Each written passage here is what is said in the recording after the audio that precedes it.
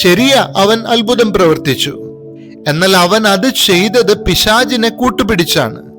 എന്റെ ഗ്രൂപ്പിൽ പെടാത്തവരും എന്റേതുപോലത്തെ ചിന്താഗതി ഇല്ലാത്തവരും നന്മ ചെയ്യുമ്പോൾ എന്റെ മനോഭാവം എങ്ങനെയാണ്? അംഗീകരിക്കാൻ പറ്റുന്നുണ്ടോ? നല്ലത് പറയാൻ പറ്റുന്നുണ്ടോ? നല്ലത് എവിടെ കണ്ടാലും അതിൻ്റെയൊക്കെ നന്മ ആസ്വദിക്കണം, അംഗീകരിക്കണം. കുശുമ്പ് വൈറസ് ആണ്. കുശുമ്പും കുന്നായ്മയും വലിയ വഴക്കുകളിലേക്കും വിഭജനങ്ങളിലേക്കും എത്തിക്കും. അതിൻ്റെ ദൂഷ്യഫലങ്ങൾ എല്ലാ കാലത്തും നമ്മുടെ കൺമുമ്പിൽ തന്നെയുണ്ട്.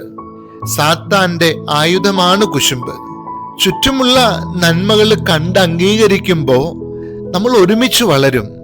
വ്യക്തിപരമായി ഞാൻ കൂടുതൽ സന്തോഷമുള്ള ഒരാളായി മാറുകയും ചെയ്യും.